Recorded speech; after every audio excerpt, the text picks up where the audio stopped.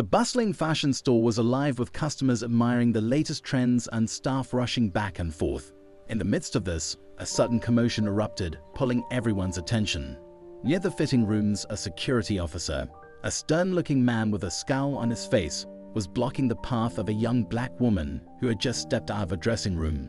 She held a stylish dress draped over her arm and wore a look of confusion mixed with mild annoyance. "Ma'am, I need you to come with me," the officer said coldly, crossing his arms in front of her. "Is there a problem?" she asked, clearly taken aback. The officer didn't answer her question, but instead, his eyes narrowed suspiciously as he looked her up and down. "Just follow me," he said, his voice dropping to a level of icy authority. "We need to search you." The woman frowned, glancing around at the onlookers whose faces were a mix of curiosity and concern. "Why do you need to search me?" she asked, trying to keep her composure. Ignoring her question again, he roughly gestured for her to enter a small security office near the back of the store. She took a deep breath, looking at the crowd that had begun to gather before reluctantly stepping into the room. Inside, the officer didn't waste any time. "Take off your coat," he ordered. The woman hesitated, her eyes hardening as she looked at him. "Are you serious? What's going on?" His tone grew colder. "You fit the description of someone we've been keeping an eye on. And store policy says I have the right to search any suspicious persons." With the entire store now watching, the woman was in a vulnerable position. She could feel the weight of everyone's eyes on her, and a hum of quiet murmuring filled the air just outside the office. Reluctantly, she started to remove her coat, her movements slow and tense. But the security officer didn't stop there. As she put down her coat, he ordered her to empty her pockets and remove her accessories. Each item she placed on the table felt like a piece of her dignity being stripped away. With her belongings now laid out on the table, the officer took a step back, scrutinizing her with a suspicious glare. "Take off the dress you're wearing," he said, his voice louder than before, as if making a spectacle of the situation. The woman looked at him, shock and disbelief clear on her face. "You want me to take off my dress?" she asked, her voice shaking slightly. "You heard me," he replied with a smirk that betrayed a strange sense of satisfaction. The tension was thick. As she slowly reached for the hem of her dress, something shifted in her demeanor. A flash of confidence and defiance replaced her previous discomfort, and her voice turned ice cold. "Before I go any further, you should know something about me," she said, locking eyes with the security officer. The room fell silent, and the people outside strained to hear what was happening. "I'm an Interpol officer," she announced, her voice steely. The officer's face paled, and his smirk quickly disappeared as he took a small, stumbling step back. The store erupted in a wave of gasps and whispers. The officer, who had been so confident a second ago, now looked like he'd been caught doing something he knew he'd regret. Earlier that day, it had started out like any other day for Amina Johnson. She'd been stationed in this city for only a week and was taking some time to settle into her new role with Interpol. Her current assignment involved investigating a local gang suspected of trafficking high-end counterfeit goods, many of which, as she discovered, were being funneled through seemingly respectable fashion retailers. Amina had heard rumors that a popular store in the area was unwittingly connected to the trade, so she decided to check it out. Amina was used to working undercover, blending in seamlessly with the crowd. She chose a stylish but simple dress, and with her composed demeanor, she stepped easily into the store. She was browsing through the racks, admiring the clothes and noting anything unusual. Nothing seemed out of the ordinary, until she noticed a few price tags that didn't seem quite right. Casually, she took a few items to the fitting room to examine them more closely. She was almost done with her inspection when the store's security officer, who had been eyeing her since she'd entered, stepped into her path as she exited the fitting room. His attitude was hostile, and it was clear he was suspicious of her for reasons he hadn't even attempted to explain. At first, Amina was patient, offering polite responses, hoping to diffuse the situation. But when he led her to the back room, she knew things were about to escalate in an ugly direction. The officer seemed fixated on her, ignoring other shoppers and showing no interest in listening to her side of the story. And now, he crossed a line she couldn't ignore. Standing in the small, dim-lit security office, Amina held her ground, even as she felt her patience starting to wear thin. The officer blinked, trying to process what Amina had just said. His arrogance wavered, but he quickly regained his composure, trying to brush off her words with a dismissive smirk. "Interpol," he scoffed. "Do you think that's going to stop me from doing my job?" He looked around, as if hoping for some backup from his colleagues, but the store staff had backed away. intimidated by his aggressiveness, had Amina's surprising revelation. Amina held his gaze unfazed. "You're overstepping, and I'd advise you to stop right now," she said, her voice steady but laced with warning. "If you just asked, I could have shown you my identification." Her eyes flicked to the crowd gathering outside. "But you were too busy trying to humiliate me, weren't you?" The officer hesitated, but his pride wouldn't let him back down. Instead, he gritted his teeth and spat. "Identification or not, you're not walking out of here without a full search. I don't care who you say you are."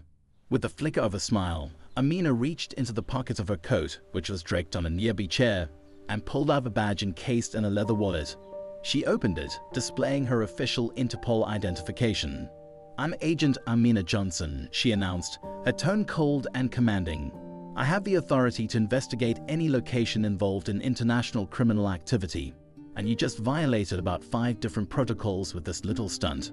The officer's face turned ghostly pale as he stared at her badge. The reality of what he'd done hit him like a wave, and he swallowed hard, glancing at the onlookers who were now openly whispering and pointing at him. But before he could react further, Amina continued, her voice taking on a steely edge. "Now, you're going to explain why you decided to single me out, because from where I stand, it looks a lot like harassment. I hate for this to be a report I need to file when I get back to my office." Her eyes bore into him, unwavering and intense. The officer opened his mouth, but no words came out. Instead, he stammered, a bead of sweat rolling down his temple. I thought." "You thought what?" Amina pressed. She crossed her arms, her posture calm but radiating authority. "That I was a thief? That I looked suspicious? Or was there something else?" The officer fumbled for words, unable to come up with a coherent answer. The silence in the room was heavy, and Amina waited, letting him stew in his own discomfort. Finally, he cleared his throat and managed to stutter. It was just standard procedure. Standard procedure, him. Amina replied coolly. "I've been in law enforcement long enough to know what standard procedure looks like, and this," she gestured to the items he'd forced her to take off, still lying on the table, "is anything but standard." Outside, the onlookers were visibly upset, some whispering to each other, some shooting angry glances at the officer. A few of them pulled out their phones, capturing the scene through the glass window of the security office. At that moment, a woman stepped forward from the crowd. She was an elderly lady, well-dressed and refined, with a handbag resting on her arm. She pointed at the security officer, her voice sharp and clear. "You treated that young woman terribly," she said, her tone brimming with indignation. "How dare you disrespect her like that?" Another shopper chimed in, a young man with glasses, nodding in agreement. "Yeah, we all saw what you did. You didn't even have a reason to stop her. She wasn't doing anything suspicious." The officer glanced nervously at the growing crowd. His confidence was quickly draining, replaced by a look of desperation as he realized how badly he'd miscalculated. Amina watched him closely, her expression unreadable. "You owe me an apology," she said, her voice low but firm. The officer opened his mouth, visibly struggling to form an apology. I'm sorry," he mumbled, barely loud enough to hear. Amina raised an eyebrow. "You'll have to do better than that." He looked away, clearly embarrassed, but finally he swallowed his pride and spoke louder. "I apologize, ma'am," he said, his voice filled with shame. "I was wrong to treat you that way." Amina gave a small nod, acknowledging his apology. She reached for her coat and her belongings, putting them back on with calm, deliberate movements. But just as she turned to leave the office, her phone buzzed in her pocket. She checked it and saw a message from her Interpol team. The words on the screen made her stop in her tracks. "We have a lead. Suspect in your area. Possible connection to fashion stores. Proceed with caution." Her heart pounded as she looked around the store. Suddenly, the hostile encounter with the security officer seemed like a minor distraction. There was something much bigger at stake, and she could feel it in the air. Without another word, she turned and exited the security office, her mind racing. If the message was right, then her instincts had been correct about the store all along, and she wasn't about to leave until she found out exactly what was going on. Amina slipped back into the crowd, her demeanor calm, but her senses alert. The store looked normal at first glance. Shoppers browsing racks, employees studying displays, and the soft hum of music playing over the speakers. But now, with her newfound lead, every detail around her felt charged with hidden meaning. The message from Interpol was clear. A lead was here, somewhere in the store. Amina scanned the room, noting exits, security cameras, and staff members who were just a little too attentive, their eyes darting around, glancing at certain customers. Her training kicked in, guiding her to move as inconspicuously as possible. She decided to head back to the dressing rooms, but this time with a sharper focus. There was something odd about the fitting rooms. She'd noticed it earlier, but her interaction with the security officer had distracted her. Now, however, she was paying closer attention. The fitting room corridor was tucked away in a corner near the back of the store, partially obscured by a large display of winter coats. Just as she was about to turn down the corridor, she noticed an employee, a young man with slicked back hair and a name tag reading Tom, watching her intently. When he saw her looking, he immediately glanced away, pretending to adjust the hangers on a nearby rack. Amina's instincts told her that Tom wasn't just a regular store clerk. She continued walking casually, pretending to browse, while keeping an eye on him in her peripheral vision. Sure enough, he was following her movements, pretending to work, but always staying close enough to monitor her. She noted his position, taking mental notes. He seemed focused on her, and every time she moved to a new section, he drifted just a little closer. Then she noticed something else. Near the dressing room entrance, there was a door marked "Staff Only." It was barely noticeable, painted in the same neutral colors as the wall. But as Amina observed from a distance, she noticed a couple of staff members going in and out, each carrying small bags that looked like they could be filled with anything from clothes to contraband items. It clicked. The fitting rooms weren't just a place for customers to try on clothes. They were a cover. If counterfeit items or other illegal goods were being moved, this secluded area in the back of the store would be the perfect place to do it without attracting attention. Amina felt her pulse quicken. She'd stumbled upon the operation she'd been sent to investigate and was hiding right under the noses of innocent shoppers. But she couldn't risk tipping her hand yet. She needed proof. Pulling out her phone, she activated a secure app that allowed her to transmit audio and video back to her team in real time. Then, with a practiced, casual air, she began moving toward the dressing room corridor, hoping to get a closer look. Just as she neared the entrance, Tom stepped in front of her, blocking her path with a forced smile. "Need any help, miss?" he asked, his voice overly polite but his eyes sharp. Amina returned his smile with one of her own. "Just looking, thanks," she replied, trying to step around him. But he shifted to block her again, his friendly mask slipping just a bit. "These rooms are for customers trying on items. You're not planning to bring anything back here." The tone in his voice had shifted. Amina could tell he wasn't just being helpful. He was watching her every move. "Oh, I was actually just looking for a different size," she said, holding up the dress she picked up earlier. "But maybe I'll try it on first." "Why did I get that size for you?" he replied, barely concealing his attempt to keep her away from the fitting rooms. Amina's suspicions solidified. She nodded, giving him a polite smile as she handed him the dress, watching him closely as he disappeared down one of the aisles. The moment he was out of sight, she quickly slipped into the fitting room corridor. With no one else around, she took a closer look at the door labeled "Staff Only." Carefully, she tried the handle. It was locked, but she could hear faint voices on the other side, talking in hurried, hushed tones.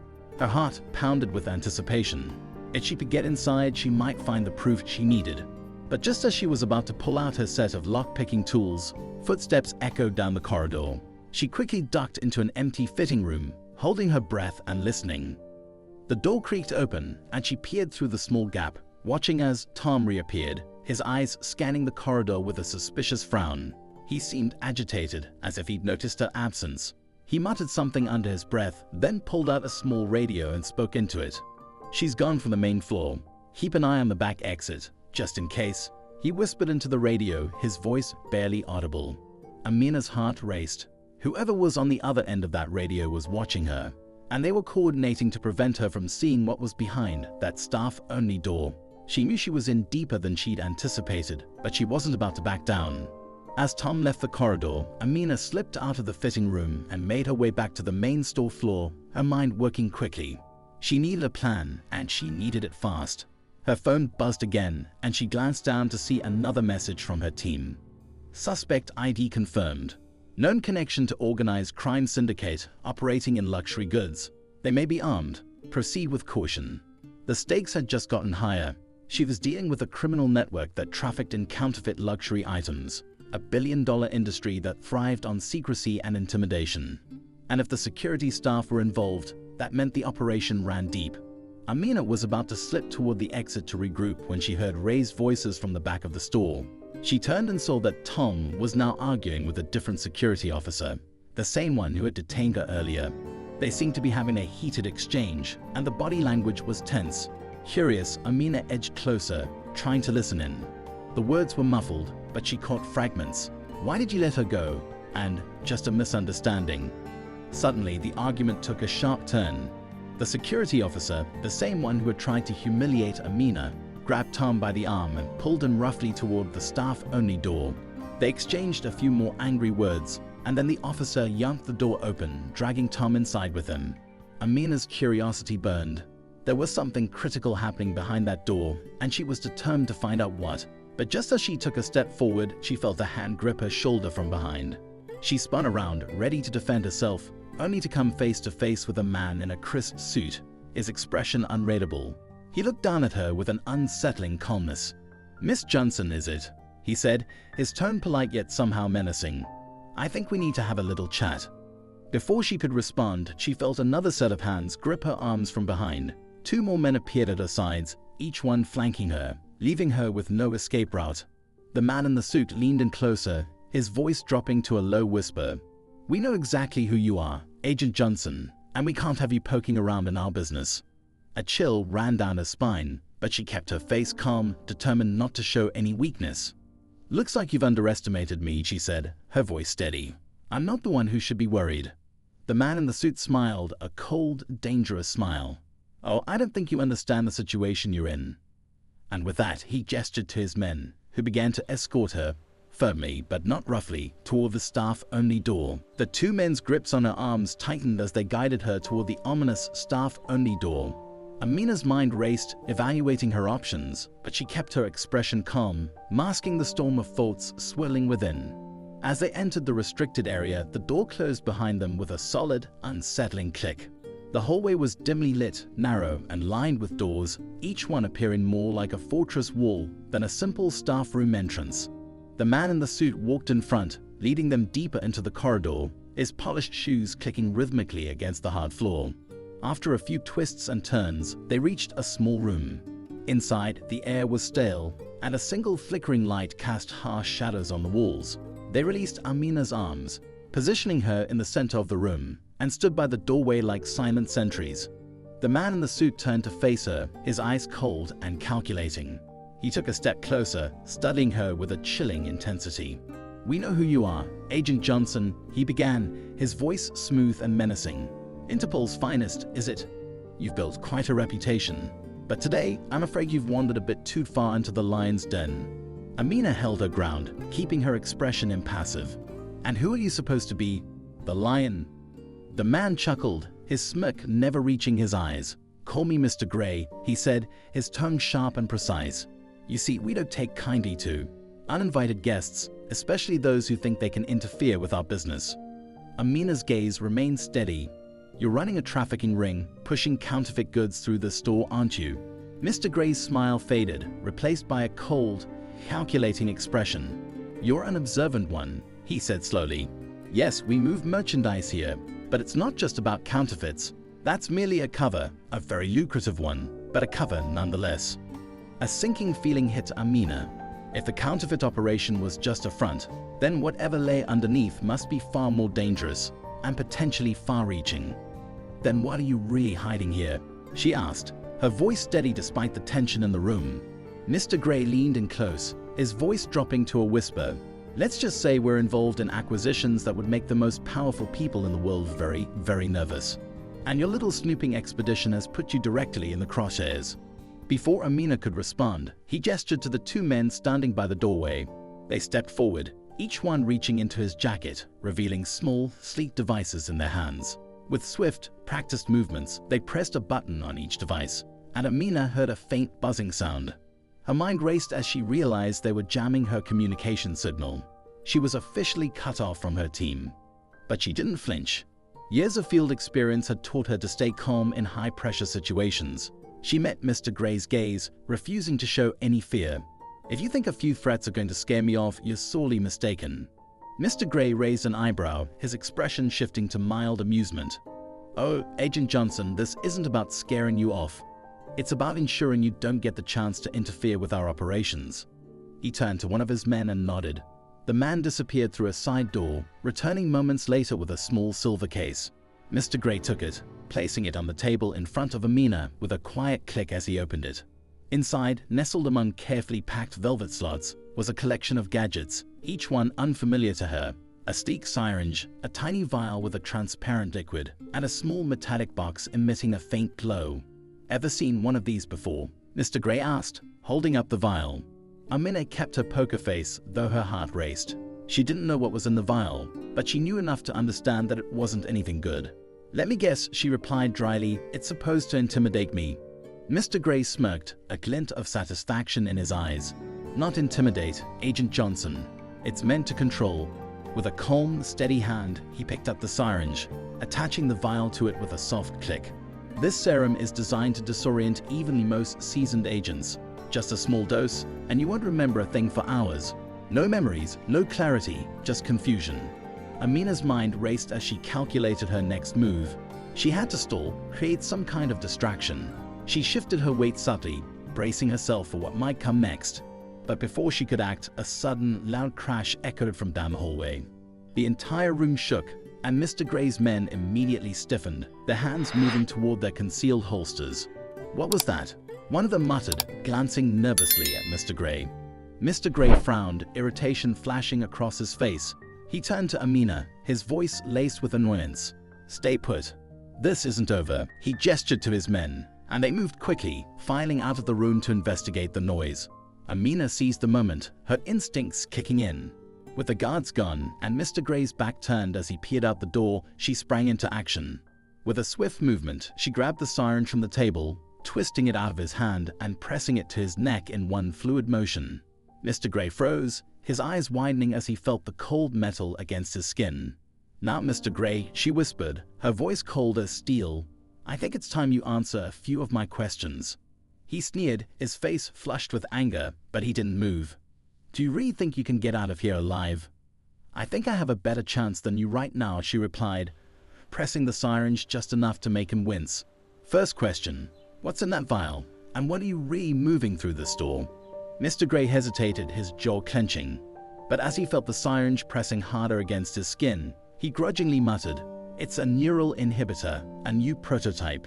It can erase memories for up to 12 hours, leaving the subject disoriented.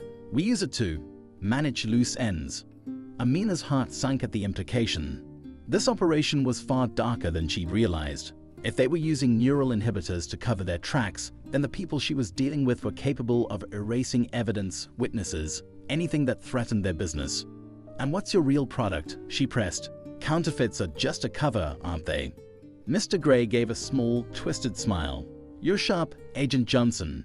Yes, the counterfeits keep the authorities busy. But our true product is information. Information bought and sold to the highest bidder." Amina's stomach twisted. Information trafficking at this level meant secrets were being sold, traded, and used as leverage. It could mean national security risks, international threats, anything that could destabilize governments and economies. She had to get this intel back to Interpol.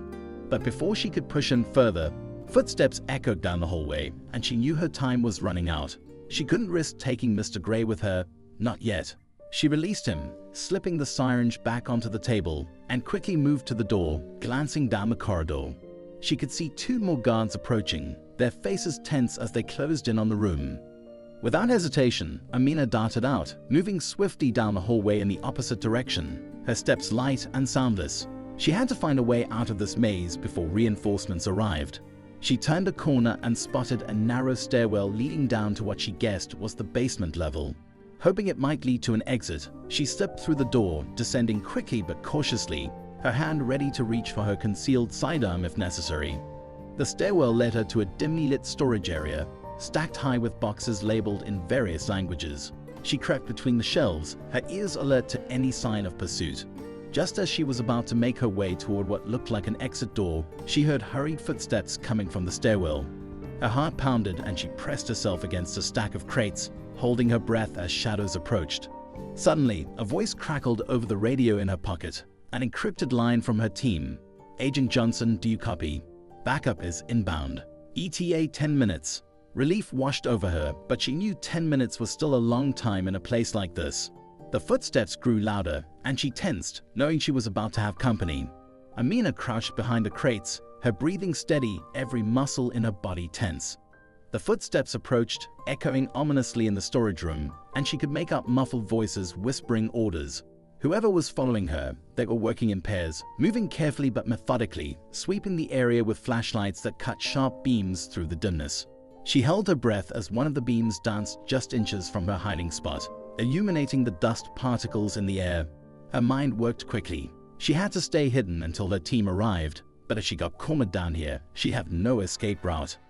A faint noise, like the rustle of fabric, caught her attention from the far side of the room.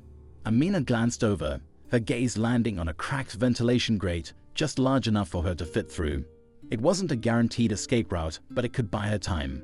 She crept toward it, each step carefully placed to avoid making a sound, and slowly, carefully began to pry the grate loose. The rusty metal creaked softly as she removed it, and she grimaced, casting a quick glance over her shoulder to ensure the guards hadn't heard. Just as she slid inside, tucking her feet in, she heard voices directly behind her. "She's got to be down here somewhere," one of them muttered. "Mr. Gray wants her alive, but I wouldn't mind teaching her a little lesson for the trouble she's caused." Amina suppressed a shiver as she crawled forward, her movements controlled but quick. The air inside the ventilation shaft was stale, filled with dust that made it hard to breathe. She knew that if she made it to the end of the shaft, it might lead her closer to an exit or another part of the store where she could regroup and assess her options. She inched forward, her focus solely on the path ahead, when suddenly she heard a loud bang behind her. One of the guards had spotted the loose grate and was climbing inside, cursing as he wriggled through the narrow space. "Gotcha now," he sneered, his voice echoing through the tight passage. Amina's heart pounded, but she kept crawling, picking up her pace. She could feel the vibrations as he closed in, his movements growing louder and more desperate with each passing second. She reached down to her side, her fingers brushing the handle of her small, tactical flashlight. With a swift motion, she clicked it on, aiming it directly behind her. The sudden burst of light caught the guard off guard, and he let out a sharp cry as the blinding beam hit his eyes. Seizing the moment, Amina pushed forward, gaining precious seconds as she spotted another grate up ahead, this one slightly loose. She shoved it open, sliding out of the shaft and landing quietly in a dimly lit maintenance room. She heard the guard still crawling behind her, cursing as he scrambled after her. Without hesitation, she pushed a heavy metal crate in front of the vent, blocking his exit. She could hear him struggling, trapped inside the narrow space, his shouts muffled. "Good luck with that," she muttered under her breath, quickly scanning the room. There was a door leading back into the main area of the store, and Amina moved toward it, pulling out her phone to check the time. She estimated that her team would be arriving any moment, and she needed to be in position to coordinate with them. As she opened the door, she found herself back in a storage hallway filled with racks of unused clothing and boxes labeled with cryptic codes. The air was thick with the smell of musty fabric, and the silence felt heavy. She moved quickly but cautiously, listening for any signs of approaching footsteps. Her phone buzzed again with another encrypted message. "Agent Johnson, this is Bravo Team. We're in position at the main entrance, standing by for further instructions." Relief washed over her. She activated her earpiece, responding in a low whisper. "Bravo Team, good timing. I'm in the back storage area. Multiple hostiles, likely armed and dangerous. I've uncovered evidence suggesting they're involved in information trafficking on a global scale. Need you to secure the exits and be ready for a quick extraction." "Copy that, Agent Johnson. We've got eyes on the exits," came the reply. "Proceed with caution." Amina moved forward, slipping through the aisles and listening as her team reported the positions of other guards in the building. She was getting closer to the heart of the operation, where she suspected the more critical evidence would be stored. She knew that if she could secure that, it would give Interpol the leverage needed to dismantle the entire operation. But as she rounded a corner, she came face to face with Mr. Gray. He was flanked by two more guards, both holding stun batons that crackled ominously with electricity. "Going somewhere, Agent Johnson." Mr. Gray's voice dripped with satisfaction. He raised a hand, signaling his guards, who began to close in on her. Amina squared her shoulders, her hand instinctively reaching for her sidearm, but she knew she was outnumbered and outflanked. Mr. Gray's smug expression turned cold as he gestured toward her, his voice low and filled with menace. "You thought you could outsmart me, didn't you? but no one gets in or out of here without my say-so. Amina held her ground, meeting his gaze with unwavering defiance. It's over, Gray. My team's already here and they've secured the exits. You're done. Mr. Gray's expression flickered with doubt for a brief second, but he quickly regained his composure, his smile returning with a venomous edge. You're bluffing, Agent Johnson, but I'm done playing games. With a quick motion, he signaled his guards to advance, and they moved in, batons raised. Amina steeled herself, prepared to fight, when suddenly, a loud explosion echoed through the store. The building shook and lights flickered, plunging parts of the store into darkness. Startled, the guards looked around, and Mr. Gray's face twisted in shock. Through her earpiece, Amina heard her team leader's voice. We've breached the main power line. Move in now. Taking advantage of the chaos, Amina sprang into action, disarming one guard with a swift twist of his wrist, sending his baton clattering to the floor. She delivered a swift kick, knocking him back, and spun to face the second guard. He swung his baton, but she dodged, countering with an elbow to his stomach that left him gasping. Mr. Gray stumbled backward, his confident composure shattered. In the dim light, his face was a mask of fury and panic. Do you really think you can stop us? He spat, his voice laced with desperation. Amina advanced on him, her voice steady and unyielding. You're done, Gray. This entire operation is finished. Mr. Gray took one last, desperate step back, reaching into his pocket and pulling out a small device. Amina recognized it instantly. It was a detonator linked to something deeper in the building. Stay back, he shouted, his voice trembling with a mix of anger and fear.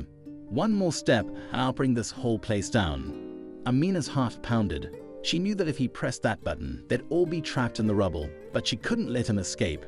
Time was running out, and her mind raced as she weighed her options. Then, with a sudden burst of courage, she took a step forward, her voice steady and resolute. You don't want to do this, Gray. You're out of moves, and we both know it. Mr. Gray's hand shook as he held the detonator, his face a mask of desperation. His gaze darted to the door, then back to Amina, calculating, wavering. In that tense moment, the sound of footsteps echoed from the hallway as Bravo team burst into the room, their weapons drawn and trained on Mr. Gray. Drop it, Gray. Their leader shouted, his voice commanding. Mr. Gray's eyes flicked around the room, trapped, cornered. Slowly, his shoulders slumped, and the detonator slipped from his hand, clattering to the floor. Amina let out a breath she hadn't realized she was holding, relief washing over her. She signaled to her team to secure Mr. Gray and the guards, watching as they moved in to apprehend them. As the team cuffed Mr. Gray, he shot Amina a look filled with venom. This isn't over, Agent Johnson, he growled. You have no idea who you're up against. Amina met his glare with calm resolve. Oh, I think I do. And now the world will too. With Mr. Gray and his guards in custody, Amina and her team moved quickly to sweep the rest of the building, securing evidence and making sure no one else could escape. As they gathered the materials that would expose the information trafficking operation, Amina allowed herself a moment of satisfaction. But even as they loaded the evidence and suspects into transport vehicles, she couldn't shake the feeling that Mr. Gray's final words had been more than just a threat. She glanced back at the darkened store, a quiet unease settling over her. She had stopped one part of the operation, but she knew this was only the beginning of uncovering the full extent of what she had stumbled into. As the last of the suspects were escorted out, Amina lingered by the loading dock, watching as her team secured the premises. Her instincts told her that Mr. Gray's words weren't idle threats. He truly believed he had allies powerful enough to retaliate, but there was little time to dwell on it now. Her next step was to ensure this evidence made it to Interpol's headquarters safely, where it would become the foundation of a case far bigger than anyone could have imagined. The captain of Bravo team, a seasoned agent named Carter, approached her. His face was lined with exhaustion, but also satisfaction. We got the data drives, transaction records, and a few key documents. Whatever Gray's crew was moving through here, we have enough to put serious pressure on them. Amina nodded, glancing over at the truck carrying Mr. Gray and his lieutenants, their faces obscured by the tinted windows. Let's hope it's enough, she said, her voice low. Gray seemed too confident. I think he believes his people will get him out before we can use any of this. Carter sighed. Well, if he thinks that, he'll have a tough time explaining how he was caught red-handed, but we'll have to be careful. A guy with his connections won't sit quietly in a cell. Amina nodded, feeling a pang of worry, but she brushed it off. Then we better start now. I'll work through the night if I have to, getting every shred of evidence documented. Together, they headed back to their vehicles, ready to transport the critical evidence and suspects to the secure headquarters facility where they'd launched the investigation in earnest. Amina was barely settled into the passenger seat when her phone buzzed with a secure message. She glanced down, frowning at the encrypted text. It was a direct message from Interpol headquarters, flagged with urgent priority. Agent Johnson, unexpected development. Internal security breach detected. Proceed with extreme caution. Suspected threat to high-level operatives. Do not engage publicly. Backup en route. Amina's blood ran cold. A breach at headquarters. The timing couldn't be a coincidence. She quickly typed a reply requesting details, but her phone showed no response. She turned to Carter, her voice urgent. We may have a problem. Headquarters just reported a breach in their security. We need to get this evidence to a safe house, not HQ. Carter's face tightened, and he nodded immediately. We'll divert. Better safe than sorry. I'll inform the rest of the team to avoid HQ and set up at the alternate location. As they turned away from their original route, Amina scanned their surroundings, her senses heightened. Every darkened storefront, every passing car seemed like a potential threat.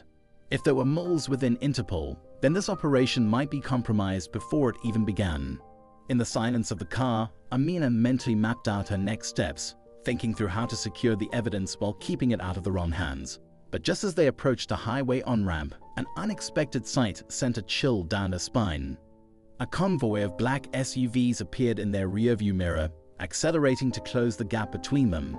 Their tinted windows and unmarked plates made it clear. These weren't local authorities. Stay sharp, Amina said, her voice tense. We've got company. Carter swore under his breath, hitting the gas and weaving through traffic to create distance. How did they find us so fast? He muttered. Amina's mind raced. Someone on the inside tipped them off. It's the only explanation. The SUVs closed in, matching their every move. Suddenly, one of them swerved ahead, blocking the lane, while another pulled up alongside them, trying to force them off the road.